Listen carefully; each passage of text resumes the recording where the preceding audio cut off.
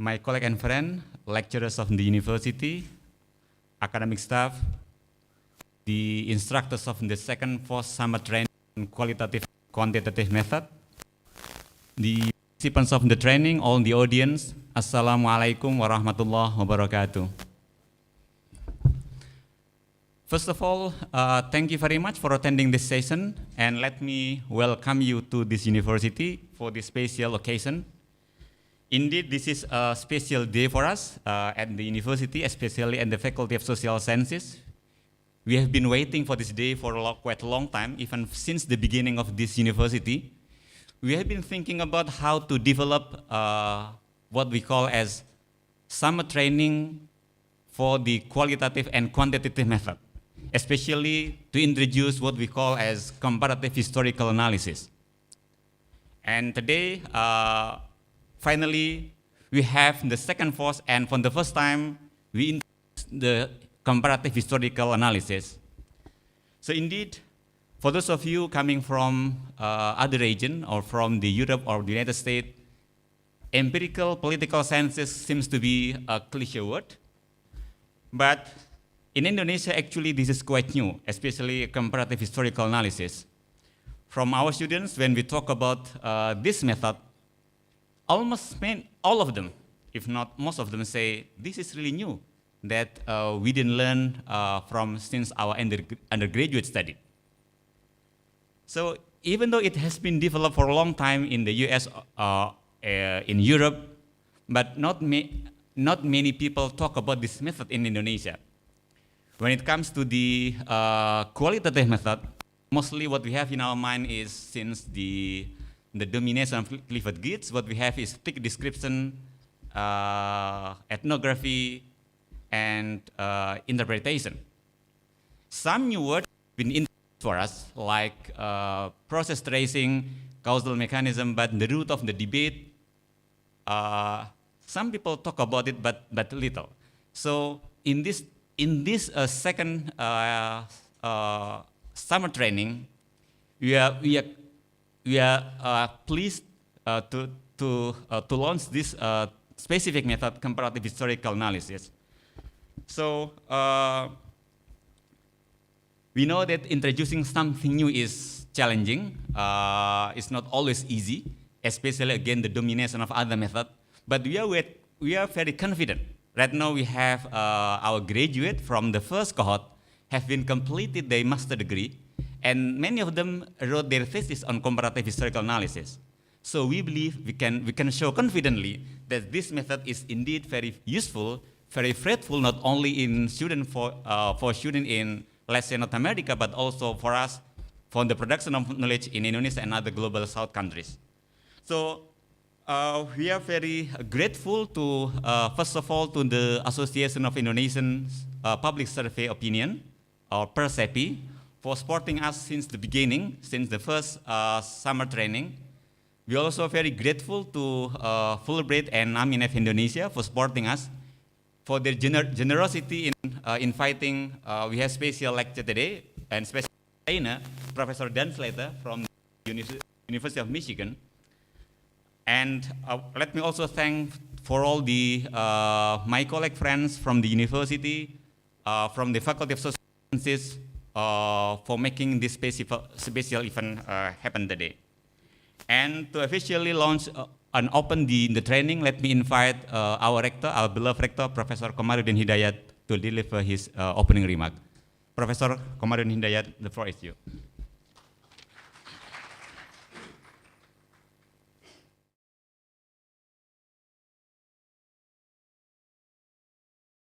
Everyone, Assalamualaikum warahmatullahi wabarakatuh. Welcome to this very significant event for you. And I'm very proud of our dean that they always inviting an outstanding and reputable scholar to share to this university. Therefore, I feel that you are a student very lucky because you have so well active and productive dean, inviting them to share their wisdom and knowledge like this event today.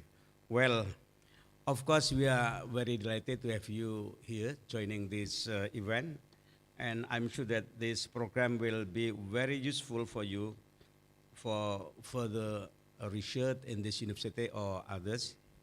Well, uh, over the next few weeks, we will embark on a journey that will equip you with the essential tool and knowledge to excel in the field of research.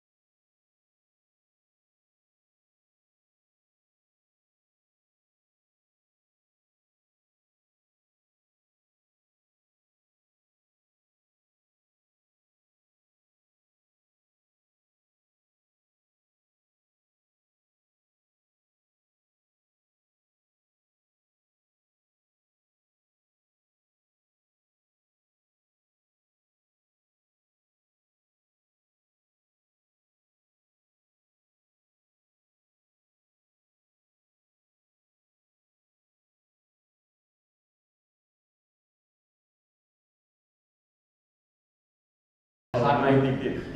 Yes, the valid Almighty deal. I think the book today, let me make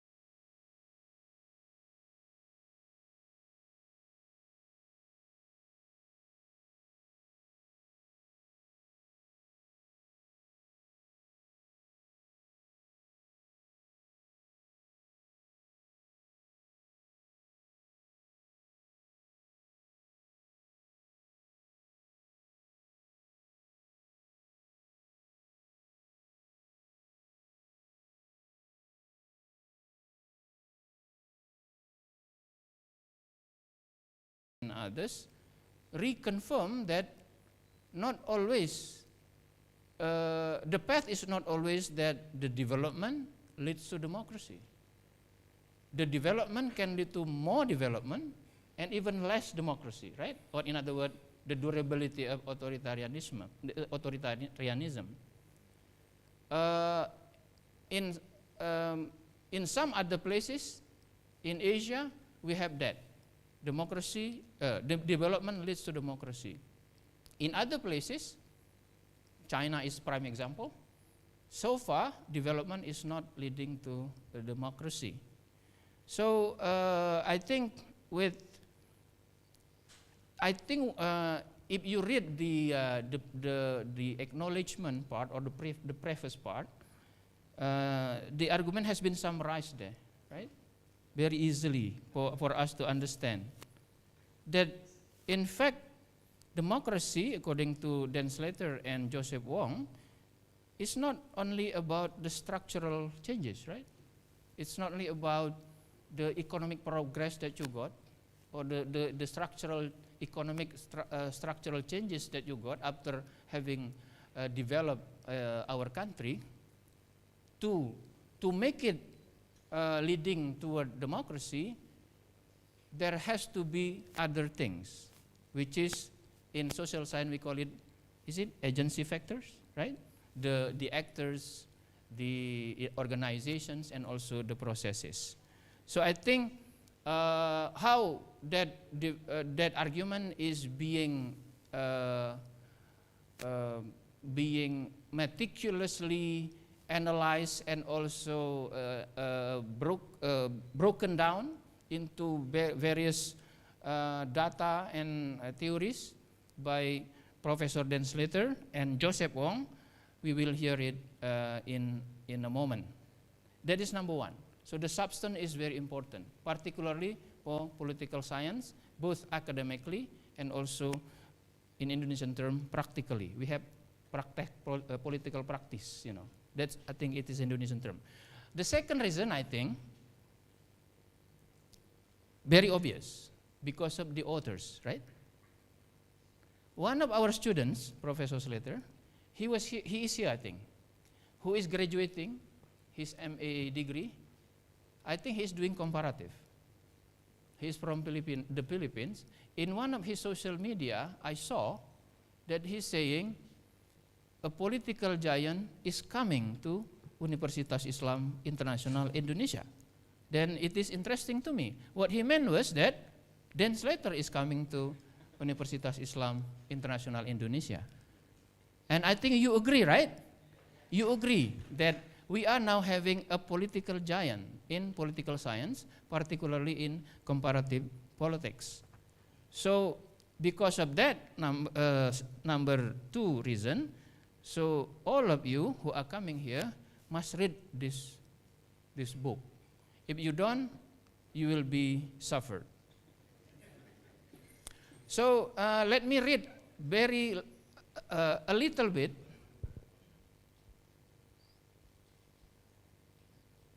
Yeah, let me read a little bit about this political giant, about Professor Dan Slater. We call him Dan. Yeah, we call him Dan. If you want to call him Dan, it's also okay, right? You will not be punished by lowering your grade later on. The co-author of the book is Professor Joseph Wong. I think suffice to me to say that Professor Joseph Wong is a professor of political science, very distinguished, in the Department of Political Science in the University of Toronto. Am I pronouncing Toronto right? Yeah. But I will read a little bit about the CV of Professor Dan Slater. What I mean reading is that I will read a piece of his short version of CV, because his long version of CV is very long. Even his short version of CV is still long to me. So I will just read a piece of a short version of his CV. Professor Dan Slater got his PhD in 2005. Some of you probably not born yet. In Emory University. If you don't know Emory, you have to find out. You have to know that Emory is one of the best university in the US. He specializes in the politics and history of dictatorship and democracy, with a regional focus on Southeast Asia. I think his dissertation is about the accountability trap. Is it? Oh, that is not. It is a journal. The authoritarian something, right? In Southeast Asia. He comes to Indonesia quite regularly, except during the COVID, right?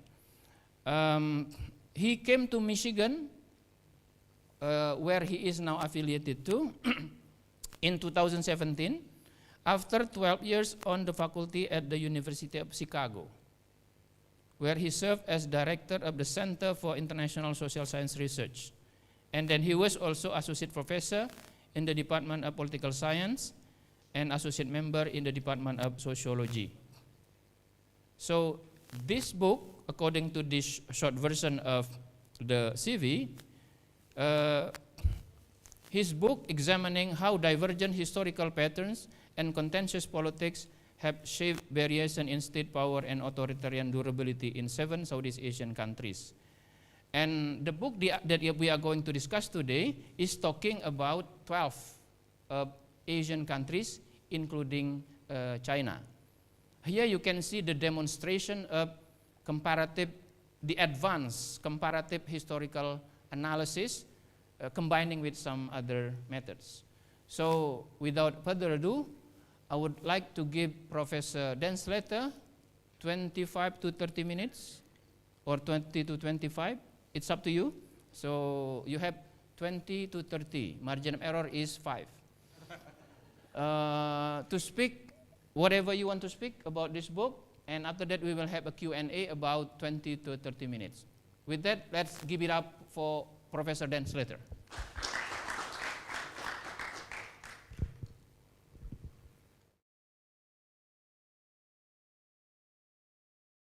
partly to prove the point that there's nothing giant about me, and I've sit here. So I'm really filled with so much gratitude today. Let me get the clicker.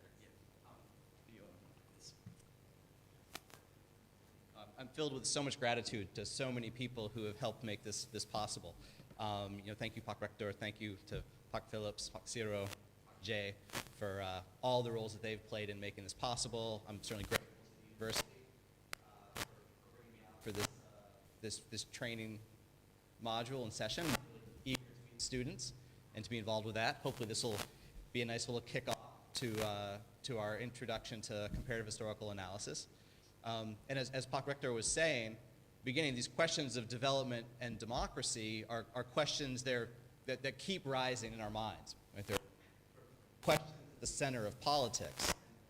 As we're going to emphasize in this course, part of what defines comparative historical analysis is the fact that we're focused on what are called first-order questions. And by first-order questions, we mean questions that aren't only of interest to people in academia and in universities, but to these questions of politics that arise in the minds of people all the time when they think about politics, when they think about questions like democracy and development. And so hopefully this will be of broad interests, in this book, which Joseph Wong and I published last year, hopefully will be of interest, broadly speaking. So let me just start by talking a bit about the book then. So the book is set in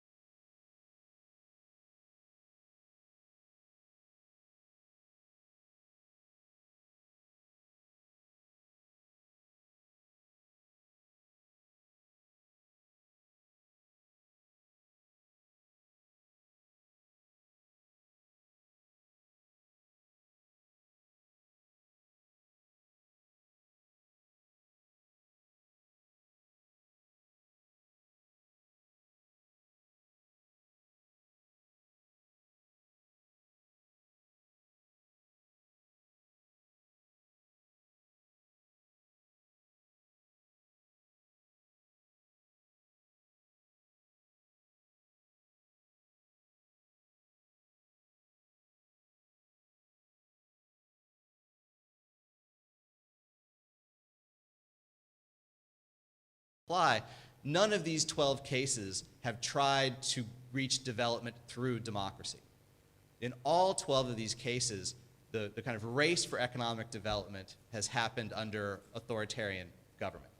And so in all of these places, the question becomes, will this economic development that has been pursued lead to democratic change, or will it not? And there, developmental Asia is something of a balance, as we'll see. It's a mix. But if we simply believed quantitative analysis, if we just believed the regressions, we would expect more democracy in developmental Asia than we see. Okay. So the way that we approach this is to examine developmental Asia's uneven and clustered democratization experience from a historical perspective, a comparative and historical perspective. And the main argument we make is that in developmental Asia, the primary mode of democratization has been what we call democracy through strength. So theoretically, the main corrective we want to offer is that democracy does not only arise through the weakness of an authoritarian regime, it can also arise through the strength of an authoritarian regime. And in fact, that's the way in developmental Asia that democracy has tended to come about. Okay, so I like to sort of motivate the book and sort of hopefully put the puzzle and our argument in very sharp relief by using this juxtaposition of two different cases. So the question is, how does authoritarianism end? Well, we usually think, well, when an authoritarian regime collapses, but that's not always so. So what we have here are two images from the mid to late 1980s. On the left, we have the Philippines, and on the right, we have South Korea. And in both of these images, what we see is a new president taking an oath of office. So on the left, she's very small, but you can see Corazon Aquino is raising her right hand, and she is taking the oath of office after the so-called People Power Revolution in February 1986, in which Ferdinand Marcos has fled the country. Okay? And so this is what we call democracy through weakness. Philippines democratized because the Marcos regime had become weak. The Marcos regime collapsed and democracy overcame it. Okay? And most of our theories in political science and in comparative politics are based on the idea that this is how democracy arises, that we get democracy through weakness, through the weakness of the authoritarian regime. But what we see on the right, just 2 years later, is an oath of office being taken by No Tae-woo. He's also raising his right hand, also taking the oath of office, and he is the recently elected, democratically elected president of South Korea. But if this photo had been taken just a few years before, he wouldn't have been wearing that nice suit. He would have been wearing a military uniform, because No Tae-woo was the military dictator of South Korea. And when South Korea democratized, the regime was not toppled. As you can see, he did not flee like Marcos, but instead what the military-led authoritarian regime in South Korea did was they leveled the playing field. They introduced free and fair elections. They basically said, they released political prisoners, they opened the press, they allowed political parties to form, and they said, we will kind of build democracy, and we will continue to win elections, or do our best to continue to win elections. And at least at first, as you see, the outgoing regime, they weren't outgoing, they were in-staying. So the democratic elections in South Korea did not lead to a transfer of power. And so this is what we call democracy through strength. An authoritarian regime that had the strength to continue winning elections is what democratized South Korea. And I think it might be our initial view might be, well, what we see on the left is real democratization, because the people rose, the people overthrew the government was removed. And on the right side, well, maybe that's liberalization. That's not really democratization because you didn't remove the old dictators, right? But I think as we look back, 35 years later on these two democracies, on the Philippines and South Korea, I don't think anybody would say that democracy has gone better or more smoothly or is more deeply entrenched in the Philippines than it is in South Korea. So that's not to say that democracy should arise through strength, or it's not to say that there's any problem with democracy through weakness per se. It's only to say that it can happen in multiple ways, and that what can arise through authoritarian strength is not just some kind of half-hearted democratization, but full democratization. And so our book is about cases like those on the right. We are not talking about cases of democracy through weakness. It happens in lots of places, but it does not happen in developmental Asia. We would argue it has never happened in developmental Asia, and I would argue that it probably never will happen in developmental Asia. So if we're interested in, will China democratize? Will Vietnam democratize? Will Singapore democratize? It won't happen like the Marcos regime. It will happen more like No Tae-woo. And so if there's only one idea I can leave in your mind, and when people say, will China democratize? And the next question is always, well, will the CCP collapse? I want you to think of those as different questions. China can become a democracy without the CCP collapsing. And in fact, I would argue it's the only way that it's likely ever to happen. Okay, so what the book does, just to give you a sort of overview, we open with our theoretical chapter on democracy through strength. Chapter 2 then tries to make this argument that developmental Asia is an identifiable world region. And it kind of begins with the development of Japan during the Meiji era in particular. And then what we do is we walk through the first 3 cases, which are sort of our more exemplary cases where developmentally strong economies and authoritarian regimes with strong economies democratize from positions of strength. And so we begin with Japan in the 1950s. We then move on to Taiwan, which is in some ways the clearest case of our theory, when the KMT democratized. Then South Korea. And so all 3 of these cases get full chapter treatment. What we then do is we split China into 2 chapters.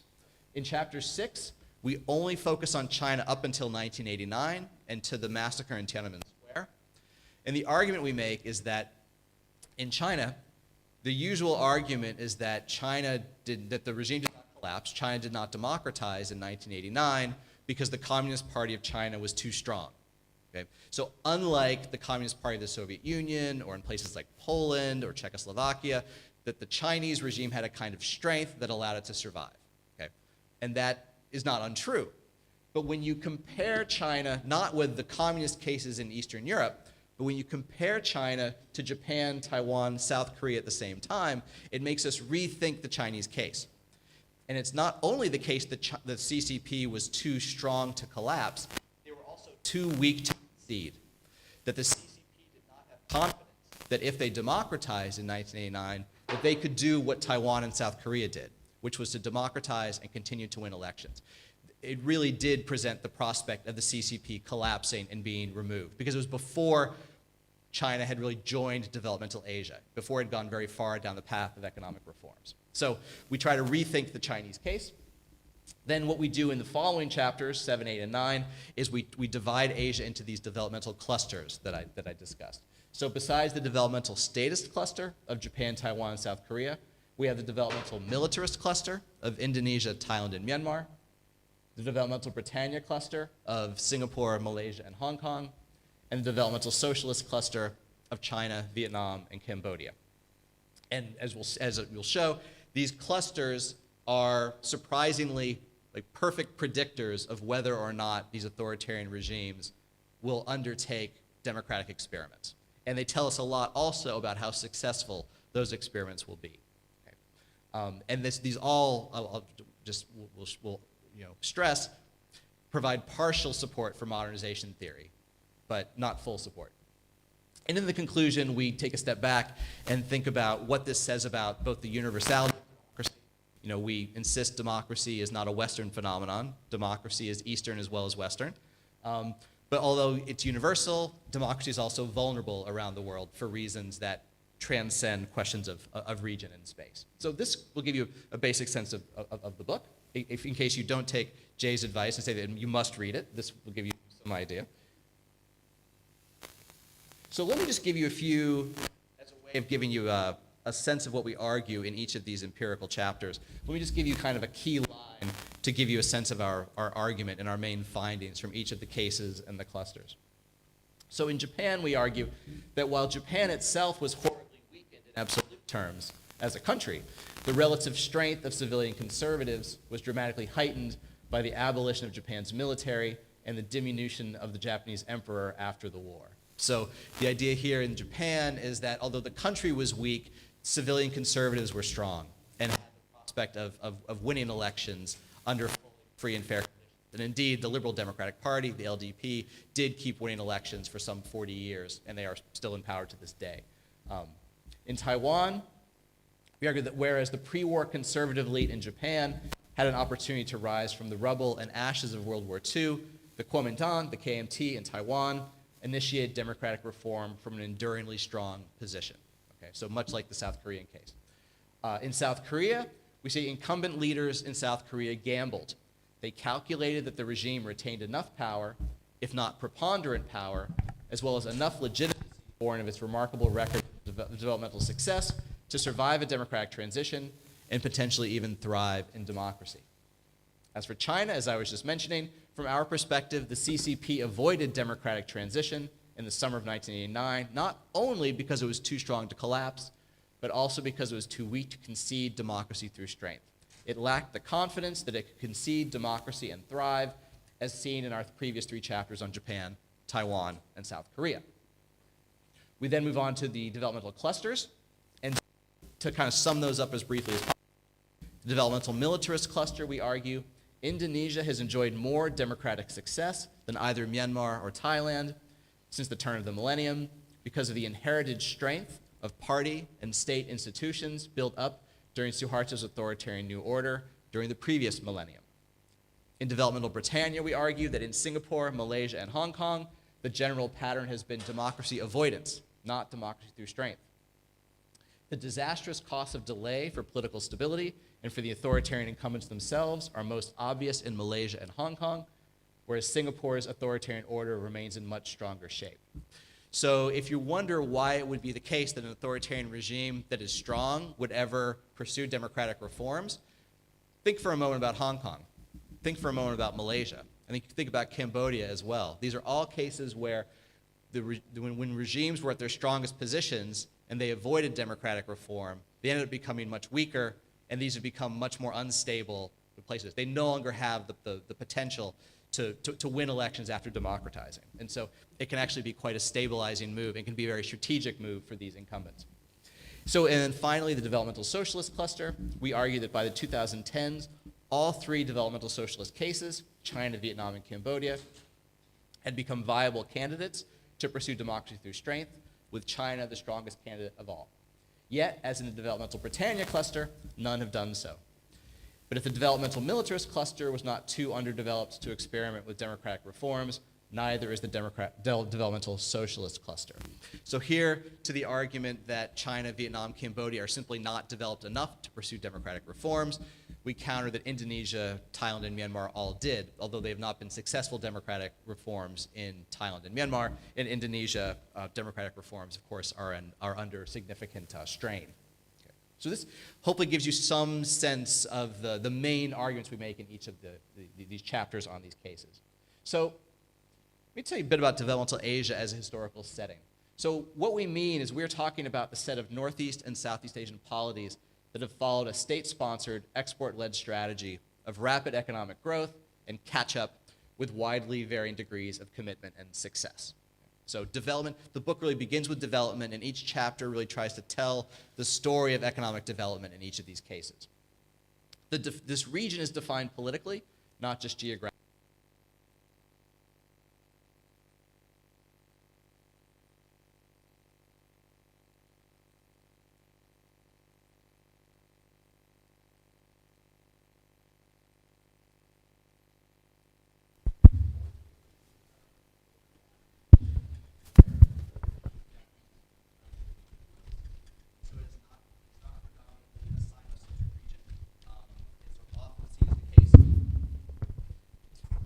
That the region is seen as very much defined by and led by China.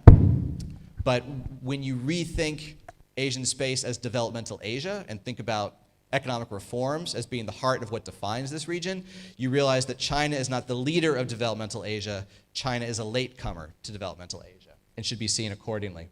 And so we argue this is a region with 4 identifiable clusters of distinctive types of developmentalism which profoundly shape regime variation.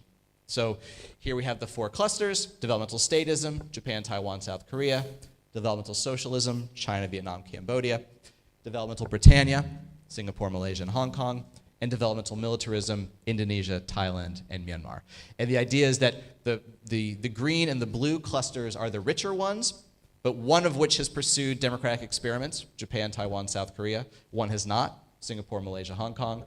And then whereas the developmental militarist cluster, all of these cases have attempted democratic experiments at moments of regime confidence, the developmental socialist cluster has not. So the easiest way to understand the variation we see is by understanding the developmental cluster that the cases are in. So let me say a little bit about the theory and try to make the case democracy through weakness and strength are different things. Again, the literature really tends to focus on the left-hand side, democracy through weakness, and what we're saying is democracy can arise through strength as well. So in the weakness scenario, the idea is that institutions are weak. The ruling party is weak or is absent. Rule has become personalized. The state is weak. Rulers are deeply divided within the regime. So democracy is arising because there's some division within the ruling elite. So famously, O'Donnell and Schmitter argued once upon a time that there is no democratic transition that is not a consequence of a divide within the ruling elite. And we argue that is untrue. That in fact it is not divisions, but actually the unity of the elite that makes this kind of reforms possible. Okay? In the weakness scenario, democracy is a last resort. Again, it's as the regime they try to hang on, and finally collapse. They have some kind of negotiated exit from power. You know, we imagine like these round table agreements that happened in Eastern Europe. So you sit down with your opponents and you negotiate why you, the dictators, will be leaving office, right? You concede defeat, right? It's often seen that these are moments where these dictators are bungling. They're making mistakes. Daniel Treisman makes this argument that usually democracy arises because of miscalculations by the authoritarian elite. Those of you familiar with the book by Acemoglu and Robinson, very important book in comparative politics, argue that the only reason an authoritarian regime would accept democracy is because of the threat of revolution. It's only if they fear an imminent violent demise that they will consider democratization. Our argument is exactly the opposite. Legitimacy of the regime gets relinquished, the regime is disgraced, it happens very suddenly, the regime suddenly collapses, it looked stable and then it collapses, and there's a lot of upheaval within the ruling elite. So the government becomes the opposition becomes the government. This is our sort of paradigmatic, canonical understanding of what it means for democracy to arise. And this is democracy through weakness, the weakness of the authoritarian regime. In every one of these respects, democracy through strength is different. Okay. Now, any real-world case might be a mix of the two scenarios, but it is a different scenario nonetheless. So here, institutions are not weak, they're strong. The ruling party is strong. The state apparatus is strong. The regime is not overly personalized. The military is not overly factionalized. Rulers remain relatively united. Okay? So throughout this process, there is not a lot of elite disagreement about whether or not to pursue this democratic experiment. It is a proactive strategy. Okay? It doesn't have to be done in reaction to demands from the opposition, although they do tend to arise when there are demands from opposition. But the idea is that this is something the regime does as a path forward.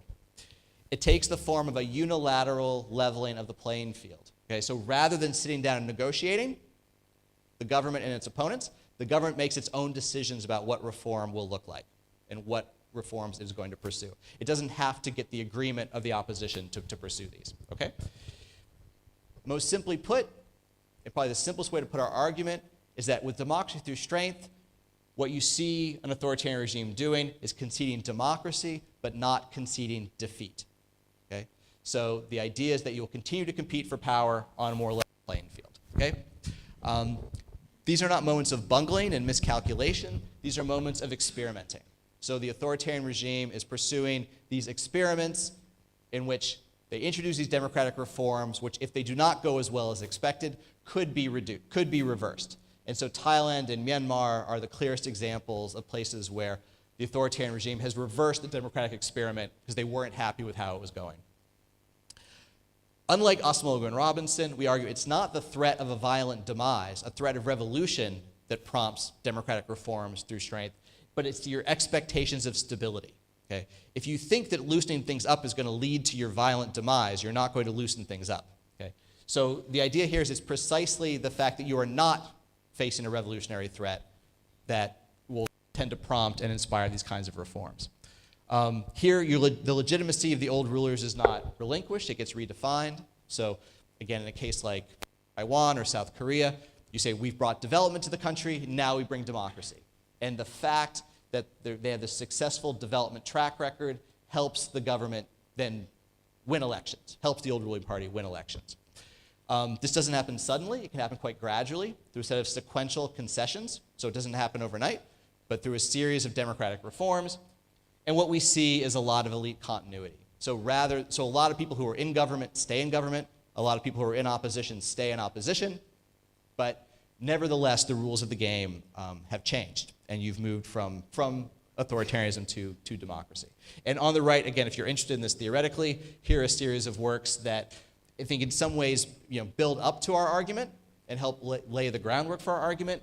But at the end of the day, what the literature says is, yes, an authoritarian regime might preemptively liberalize, and they might decide to exit, but this idea that they could actually fully democratize but not exit power is not really present in the literature. But again, it is really the way democracy has come about in developmental Asia. Okay, so this is for those of you theoretically interested. And to give you the logic in its most basic form, why would this be the case? What we argue is that what economic development gives you is two different things in particular. One is you develop a track record. So the authoritarian ruling group develops a track record of economic success. And what that gives them is what we call victory confidence. So victory confidence is authoritarian rulers' confidence that they would be able to prevail in free and fair elections. Okay? What economic development also has done, in developmental Asia at least, is led to significant poverty reduction. And where poverty is reduced and the middle class is larger, that should give the authoritarian rulers more stability confidence. And by stability confidence, we simply mean the regime's confidence that if democratic elections were held and if authoritarian restrictions on civil society were lessened, that this would not lead to total instability. Okay, and this is what we call stability confidence. So the kind of beating heart of the theory we present is that democracy through strength hinges on the stability confidence and the victory confidence of the rulers, as opposed to their perception that they're about to be overthrown. Okay, so this is the most basic way to kind of put the logic. Okay, so when and why would they do this? We argue, and we wrote an article about 10 years ago that initially made this argument, if you're familiar with it or would like to read it. That basically argue that the process begins with the slow, gradual buildup of authoritarian strength, but that what actually prompts these reforms is not the strength itself, because strong authoritarian regimes can avoid these reforms as well, but it's signals of incipient weakness, and then it's the new strategies that are undertaken by these political leaders in the face of these signals of incipient regime decline. Okay? So, give you a sense of the spectrum of variation. There's a lot of variation among these cases. They're not sextuplets or 12 tuplets. So the 6 cases that we have that all pursued democratic concessions, Japan in the 1950s, Taiwan in the 80s and 90s, South Korea in the 80s, Indonesia in the late 1990s, Thailand in the 80s, and Myanmar in the 2010s. And if you kind of look at these cases right away, you can see the clustering already taking shape here, right? You see the ways in which these look like the clusters that we have. And then the authoritarian or the avoidance cases we have Singapore, Malaysia, Hong Kong, which are the developmental Britannia cases, and China, Vietnam, and Cambodia, which are the developmental socialist cases. Okay? So, and then basically you can think about each of these as having a spectrum of institutional and economic strength. So for instance, like Singapore, stronger than Malaysia, stronger than Hong Kong. But we think it's most appropriate to compare cases within the same developmental cluster because they've built up similar kinds of institutions and similar kinds of developmental experiences. Okay? So, and what we see here, to get back to this point of partial support for modernization theory, is we have 2 clusters with high wealth and high strength, okay? Japan, Taiwan, South Korea, Singapore, Malaysia, Hong Kong.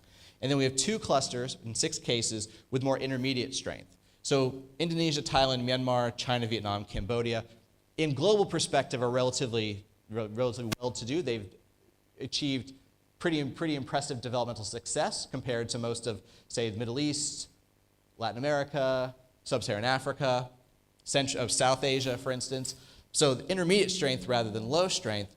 But what we see here, and here's sort of the vital point, if it were the case that the top 6 cases had all pursued democratic experiments, democratic reforms, modernization theory would look very good. Development would lead to democracy. And if the lower ones had not. But as we see, the variation goes vertically, not horizontally.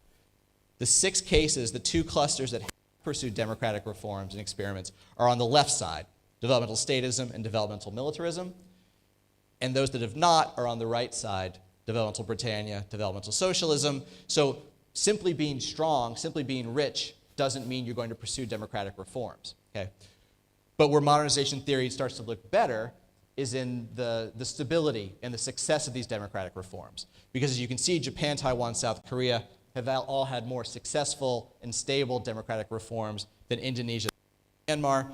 And I think our theory also helps explain why it is that it was in Myanmar and in Thailand, but not in Indonesia, where democracy came to sort of a decisive end through through military involvement, but also helps make sense of why Thailand is more likely than Myanmar at this point to reestablish democracy. So if you're interested in any of these 12 cases, we talk about all of them. I'd be happy to talk about what we're trying to say in each of these cases and why we make the arguments that we do. So let me just conclude, hopefully within my 5 minutes of lead time. So developmental Asia, we argue, is not uniquely ill-suited for democratization, which is what we hear in many cultural accounts. So when people talk about Asian values or Confucian values, there's this idea that somehow democracy is this Western phenomenon that should not work in Asia. But if you focus not on culture, but on institutions, you see these strong institutions that have been built up through economic development and during economic development, which mean that developmental Asia is actually very well suited for democracy through strength. So places like China, Vietnam, Singapore are excellent candidates to pursue democracy through strength, as has happened before in Japan, Taiwan, South Korea, and Indonesia. Okay. Another important implication here is that Asia's modal democratization path is actually more comparable to older European cases than to similarly young democracies. So we might think it makes more sense to compare Asian democratization since the 1980s to other cases that have democratized in the third wave. But in reality, and as my co-author and friend Daniel Ziblatt's book shows, in Europe as well, smoother forms of democratization rose when conservative parties were strong and confident enough to pursue democratic reforms. Another implication for how we sort of study these things is that when we study authoritarian regimes and we look at their institutions, their policies, their developmental track records, these shape the long-term potential for the regime to have a stabilizing or a destabilizing concession process. They make a much bigger difference than just for questions of whether or not the regime will survive or collapse. And I think probably the biggest problem in this big new literature on authoritarian regimes is that it's very, very focused on this question of collapse. And there's an obsession with collapse, and we're trying to move us away from that perspective on these things. I think it's also important to note that the democratic backsliding we see around the world, democratic erosion or the democratic recession, one main reason that it's happening is because there's a lack of confidence that democracy and stability can go together. So if you don't think democracy is going to give stability, then you're not going to be very, very supportive of democracy. So finding cases where, and examples where, and trajectories through which democracy and stability can go together has really important implications for democratic survival around the world. And that's because, at the end of the day, democracy, I argue, is a universal value, but it's not the ultimate ends of politics. I think throughout the world, people would rather be ruled democratically than non-democratically, all else equal, but all else is not always equal. And when democracy does not help fulfill deeper needs that people have for peace and for prosperity, democracy is everywhere and forever endangered. And that's not about West, that's not about East, that's kind of just an eternal and universal feature of democracy, that it needs to be able to answer these human needs for economic development, for economic security, and for peace and stability. Otherwise, it doesn't matter if it's America, it doesn't matter if it's Indonesia, it doesn't matter if it's China, it doesn't matter if it's Poland. Democracy will always be threatened when it can't fulfill those promises. So I will end there, and I will sit back down, become even less giant, as you can see, and I look forward to any questions you might have.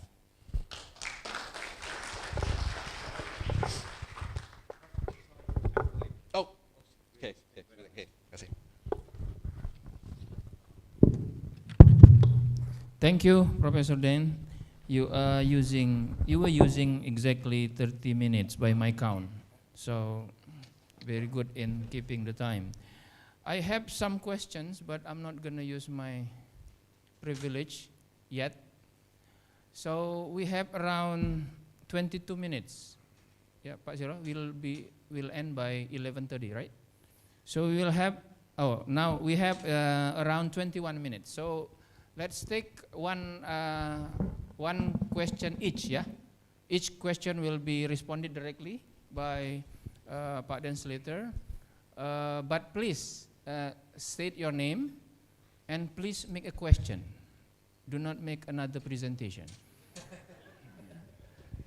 We'll start with Ararat, and then Nizar, and the guy in the back. Anybody else? Are you Hamad?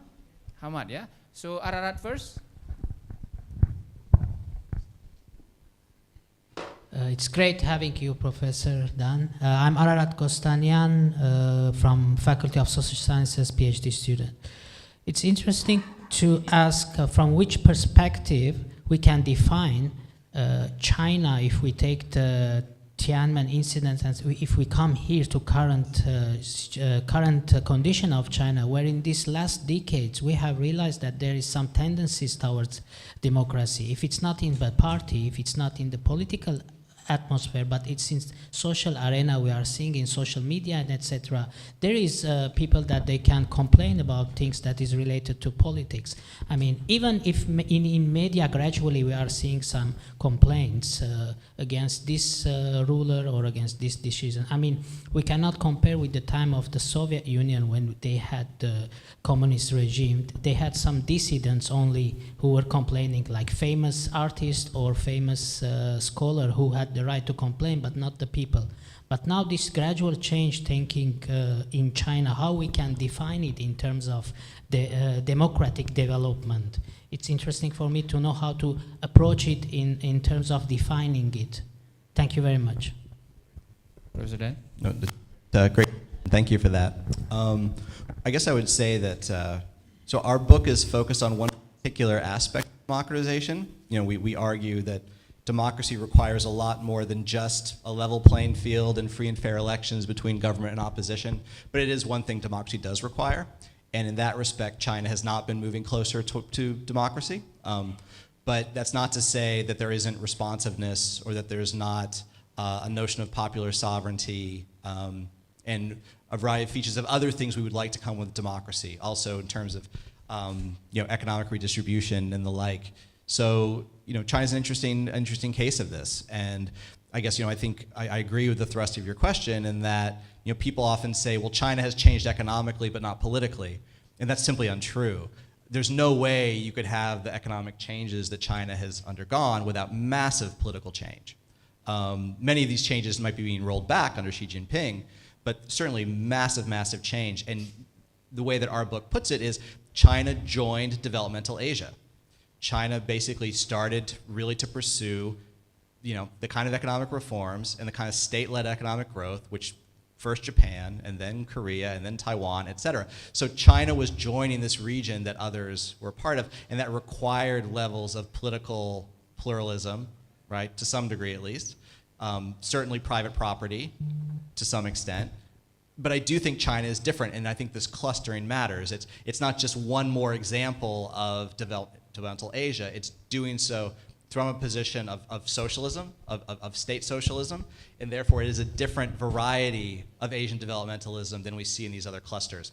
And one implication of that, just to conclude, is if we want to understand why Taiwan and Hong Kong have been so hard for China to tame, right, and why there's so much resistance to China in both Hong Kong and Taiwan, one way to think about it is that they're in a different developmental cluster than China. Right? That the Chinese economy is not a natural fit with either Hong Kong's or Taiwan's. They've built totally different kinds of organizations, institutions, developmental strategies over time. And so even as China becomes this global power, it has these real local debilities and liabilities because it's designed so differently from its neighbors, even though ostensibly Taiwan and Hong Kong are part of China. Thank you, Paden. Next is Nizar. Okay, thank you, sir. Thank you very much. Good morning, Professor. Nice to see you again. My name is Nizar. I'm from MI in Political Science. So I always believe that no matter what the region is, as long as the government can provide welfare to the society, it's going to be fine. And my question is, I always believe that the leader or the idiosyncratic factors of leader can really affect the regime. So in case of China, do you think that there is possibility of China become the democratic by if there is a descendant, for example, the descendant of Xi Jinping has that kind of political belief, that kind of political tendency to become democracy? Do you think it's possible? Thank you. Yeah, I mean, a big theme of our book is that China is one of it's the world's biggest candidate case for democracy through strength. If the CCP were to have the courage to open up the political process, to allow political opposition, to allow free speech, no political party would defeat the CCP for decades, I think it is fair to say.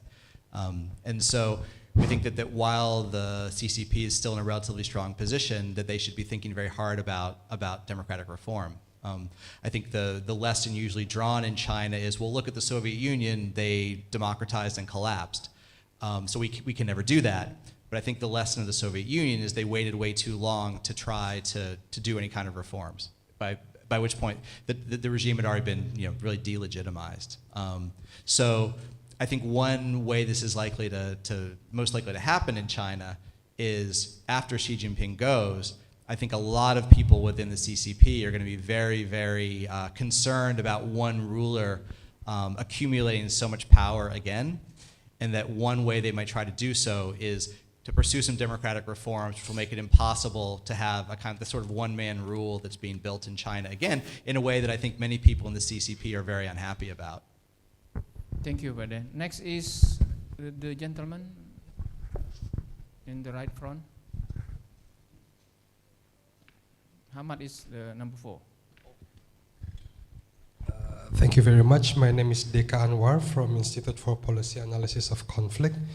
I noticed from the indicators of state strength, the civil-military relation is missing from that list of indicators. What do you think about, are the civil-military relations are contingent to the state strength in terms of their confidence to start democratic transition or to avoid it? And second question is related to the categorization of democratic Britannia.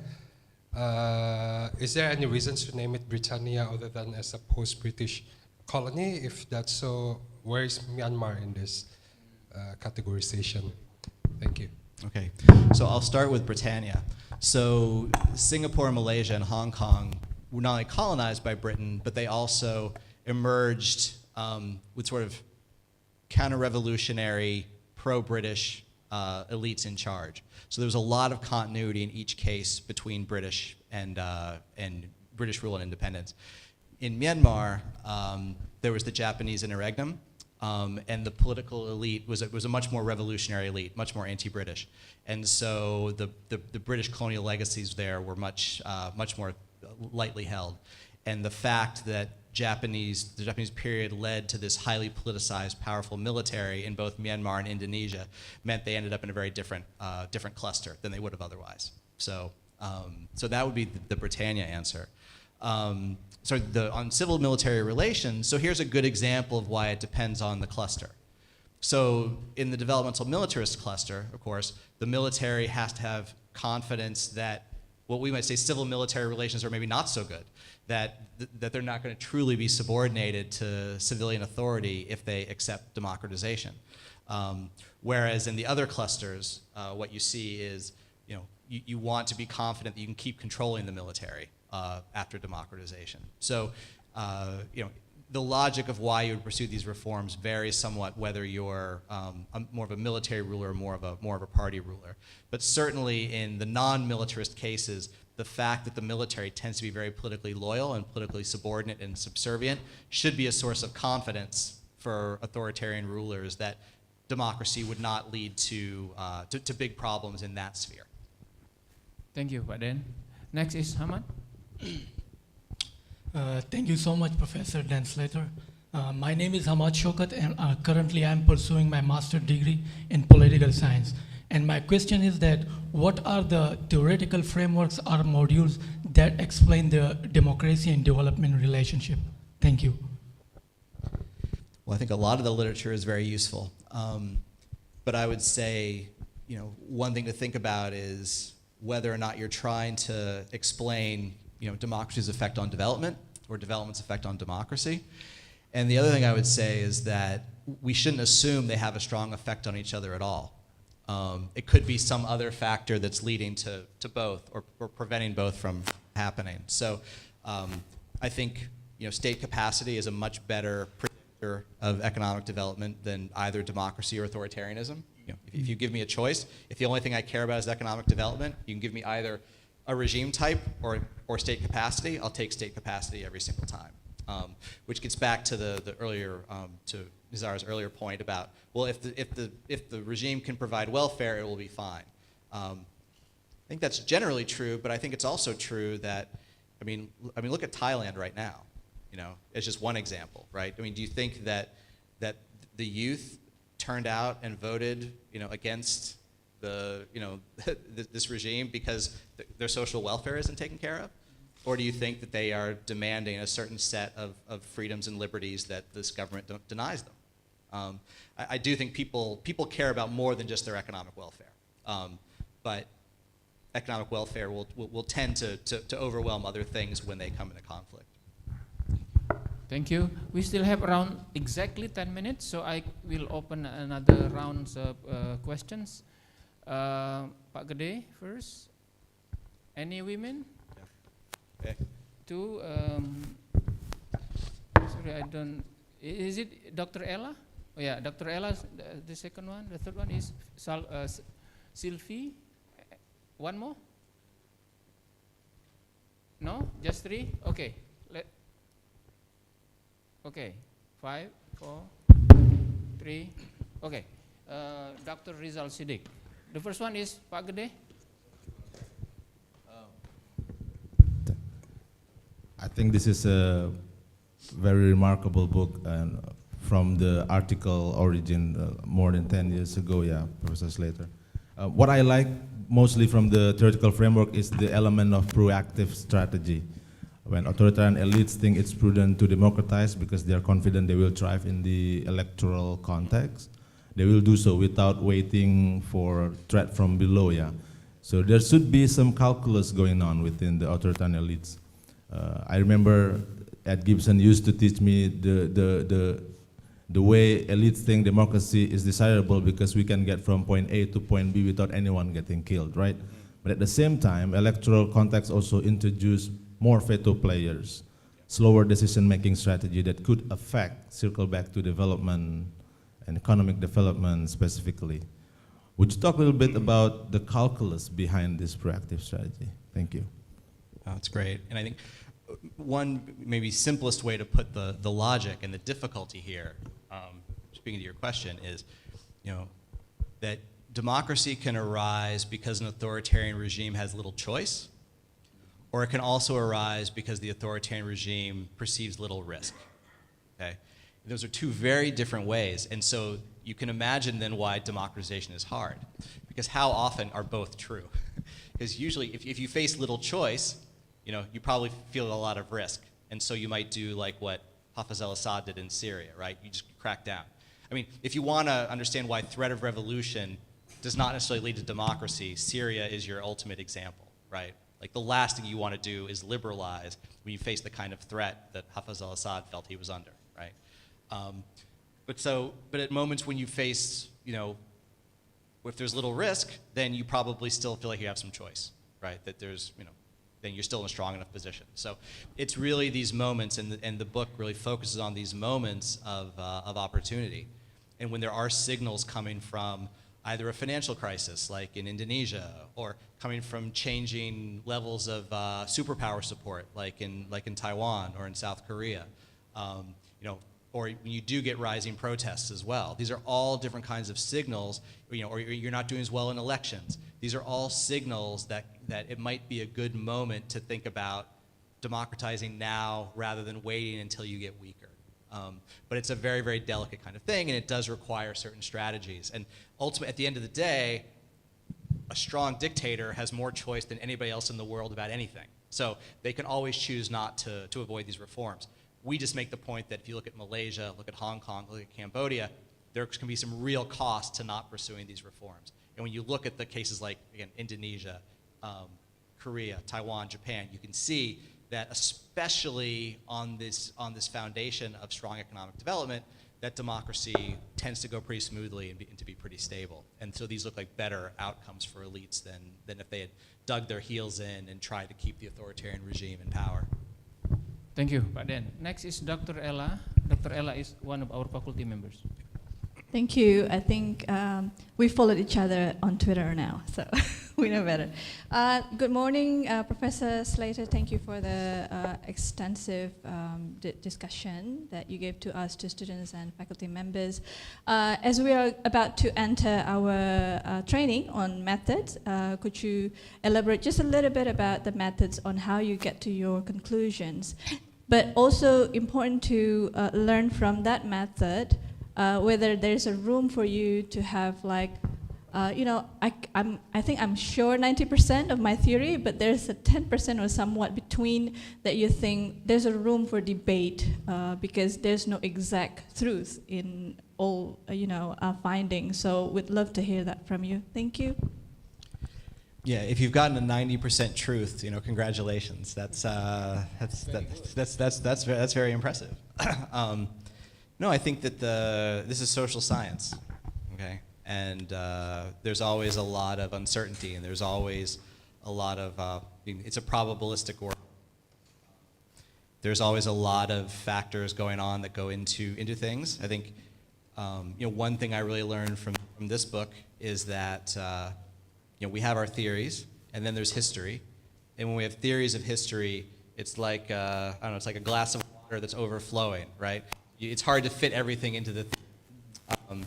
And so, for instance, the theory of clusters that we have, right? So why is it that it matters, that China is in the developmental socialist cluster? Why did it matter that Taiwan was the developmental status cluster?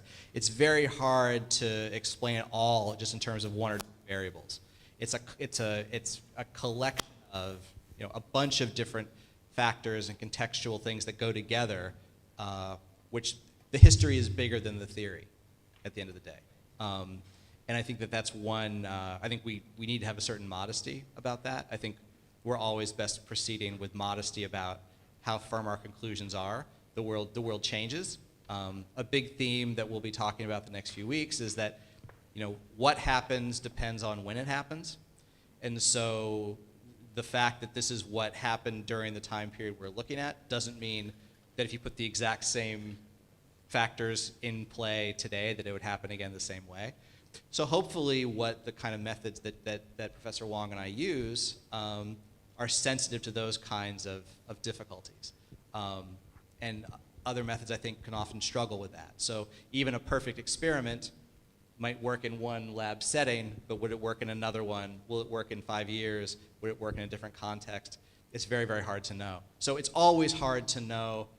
It's first of all hard to know if we're right at all about what we're looking at. It's then even harder to know, is what we're saying about what we know true about things we don't know? And really, every method we can use and the more kinds of, tools we can use, the better at the end of the day. Because it's a very, very hard enterprise to figure out patterns and causation and, in the social and political world. Thank you. Next is Sylvie. Yeah. Assalamualaikum warahmatullahi wabarakatuh. Thank you for the opportunities. Good morning, Professor. My name is Sylvia Savitri. I'm currently a PhD student here. So my question is, although you are not mentioning about the opposition parties and civil society, correct me if I'm wrong, I'd like to know more about your perspective about how, if you apply the victory confidence and stability confidence to civil society. Yeah. Thank you. Yeah, it's a great question. So where opposition parties and civil society come into the theory most of all is with these signals. Okay. So again, signals of, so the regime is always looking at civil society, looking at opposition parties when it's deciding how much victory confidence and how much stability confidence that it has. So opposition and civil society play an enormous role, even though they're not the decision makers. They're not the ones who decide these are the reforms we're going to pursue. And I mean, Indonesia is a great example of this. So, as I argued in, more recently in a Journal of Democracy essay, Indonesian democracy had two different parents. Okay, the father was these authoritarian elites who said, here are the reforms we're going to pursue. But democracy's mother in Indonesia was civil society. It was the student movement. It was this, and so that was enormously important in bringing democracy about. But that civil society didn't get to decide, right? They pressured, right? So what civil society does more than anything is it pressures and provides pressures, and hopefully can provide pressures in a way that the confidence of the power that if they reform, if they open up, it's not going to mean it's not the end of the road for those old actors, right? They're not going to be completely swept away, even if many times they deserve to be swept away. So this is the difficulty. But you'll I think see from the book that we pay a lot of attention to the upsurges of opposition in cases like South Korea, cases like Indonesia in particular. In making democracy come about in these places. So it's sort of the trick or the downside of taking political elites seriously sometimes means you're paying less attention to people you'd like to pay more attention to. I wish civil society and I wish opposition parties had a bigger role to play in democratization in these cases. But at the end of the day, these are strong elites. They rule strong regimes with strong states, and they're the ones who are going to decide whether or not to pursue democratic reforms or not. So B.J. Habibie was, it's a real irony of history that someone like B.J. Habibie would make these decisions, right? He wasn't a particularly strong leader, but he led a very, very strong regime, you know, even for a brief moment. And so he was positioned to actually put in place reforms that, you know, much stronger. I mean, Aung San Suu Kyi in any world is a much stronger politician than a B.J. Habibie, right? But she's not invested with state authority. She wasn't invested with the power to make those choices. So, Thank you. The time is over, but I have promised one last question to Dr. Rizal Siddiq. Padan, sorry. Very interesting. Let me take up one very interesting point, the expectation of stability. And then also, okay, imagine that a dictator who did well in development and they got the victory confidence and then they got the stability confidence from poverty reduction. And then out of that one, you know, he had a choice, of course, right? Whether going on with the dictatorships or not for democracy. Now, the thing is that you said one of the possibilities that is because the dictator expect for stability. But why is that so? I mean, what is the incentive for them? Maybe, then you say maybe costly, but in what sense is that costly? Another one you said also make it taking up some signals out of the opposition, the civil society, whatever like that. So in other words, it seems to me that's probably pretty much on the same arguments of Acemoglu and Robinson, but maybe not so much about democracy, but anyway, a sort of a threat. In particular, what do you have in mind then, you know, of that dictatorship for not going on with the authoritarianism, but instead opting for democracy? well, I think is a great question. Thank you. What I would just hasten that to stress is that rulers in an authoritarian regime face competing risks. Okay? Everything they do has some risk to it. Doing nothing carries a risk. Changing things carries a risk. There's always these questions, right? So what is it? And these are, again, it matters that this is in this region, developmental Asia, right? These are incredibly vibrant societies, like very, very rapidly changing political economies. It's very, very hard to stand still. Even in China, right? So the CCP is constantly trying to update its rule and find ways to deal with, you know, people's dissatisfaction or to make governance more effective. It's constantly updating its form of rule, right? So there's no real status quo. So you're always adapting, yeah, and you have to adapt. Singapore is another example of this. The PAP is always trying to kind of adapt and come up with new ways of gaining popular support, right? And so you're not in a world of no risk or of just a status quo in authoritarianism. One strategic thing I would mention, and I'll end with this because it feeds on the last question. One reason why it can be very strategic to pursue these reforms rather than avoid them is that democratic reforms are a very good way for an authoritarian regime to divide its opposition. Okay, so imagine Indonesia is a very clear example of this. When Suharto was still in power, imagine Amin Rais, Megawati Soekarno Putri, right? Gus Dur, yeah, Bersatu, yeah? They're very unified, right? Because all against Suharto. Then you democratize, right? Different parties. You know, in much, there's no longer a unified threat. South Korea is a perfect example. So the two Kims, right? Very strong opposition against the Korean regime. They said, well, if we hold elections, the Kims will oppose each other because they disagree about economic policy. They split, and the regime was able to win. Okay? So one thing that democratization does, if you're a ruling party, right? So if you think of yourselves as like the CCP or the LDP or the PAP, and you're committed to, you want to keep winning. You think you're the rightful rulers of the country, but you could rule democratically or in an authoritarian way. Once you realize that the authoritarian things you do is the only thing that makes opposition parties and civil society unified, when you take that away from them by democratizing, then that actually makes things easier for you in certain ways. And so I think that this is something where, again, signals of unified opposition, you know, can lead, but this possibility of fragmentation could make authoritarian regimes say, this is a good time to try to split our opponents and try to actually run based on our record and try to win elections accordingly. So it's always a world of competing risks. Thank you, Professor Dan.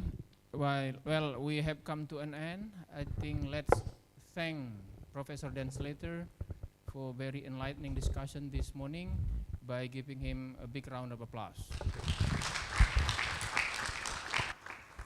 With that, thank you everyone. And for those of you who are the participants of the training, you can continue, but there will be another announcement from the convener. And I'll give it back to you, Pak Siro, and have a great day for everyone. Thank you.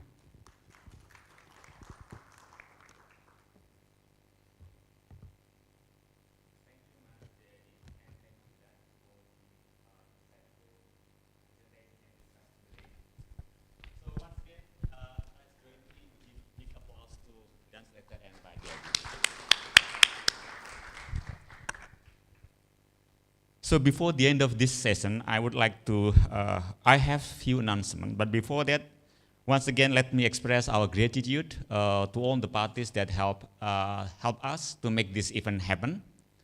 On behalf of the committee and the Faculty of Social Sciences, we are really grateful to Professor Dan Slater, who has made a huge effort to come here from the United States. Certainly, it is not easy to fly from the United States to Indonesia. It takes maybe more than 24 hours. And certainly, there will be some jet lag. So we are really grateful for Professor Dan Slater. And we also thank the Fulbright Indonesia and NAMINEF for their generous support to make our modules on comparative historical analysis. As you can see from our website, we have 3 modules actually. One is the introduction to comparative historical analysis. The second one is for the first is for the, let's say, the beginners. And the second one is for the advanced level, what we call as contemporary development in comparative historical analysis. And the last one, we have the workshop. This is especially for those of you who have some manuscript articles to send to journal. We will have special workshop for comparative historical analysis. We also thank to the Persepi, Association of the Public Opinion Survey in Indonesia, for supporting us to hold the summer training on qualitative and quantitative method. They supported us even from the first training from the last year. So once again, thank you for the Persepi. And we also thank for all the instructors who are willing to share their expertise. And thanks also for all the participants. And we are really sorry if there are some inconvenience because of the change in the module. So rather than having start from the first session, now we start from the book discussion. And the goal is actually to give you all, especially if you are really in the beginners for this module, to give you all a good example how this module is implemented. At least right now we have something in our mind, what is the comparative historical analysis and how it is implemented. Now the question for us is how we can do such an analysis. And then in the next few days, we'll discuss with Professor Dan Slater how to conduct theoretically or from the methodological standpoint, how to conduct the analysis correctly. That's from the next module. And other than the comparative historical analysis, actually we have, again, this year we have 16 modules, and there are some modules that are still open for registration. So you can visit our website and see if you are interested in other modules, especially if you are interested in some quantitative method. We are offering starting from OLS until the advanced level to the panel data analysis and the, experimental method. And finally, for the rundown, again, we are sorry to change the rundown. So actually, we don't delay the first session. We still have the first session, but we combine the first and the second session today from, let's say, from 1 p.m. Now is 15 to 12. So I think it is enough to have lunch until 1. and pray if you would like to do your pray. So let's have lunch together in the upstairs, and we will start the first module in 1 p.m. The room will be on smart room number 10 on the other side of the building.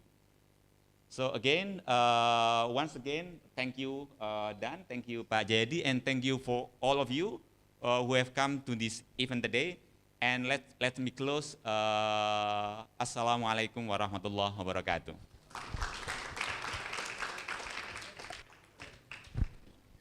So the lunch is provided in the upstairs, in the second floor.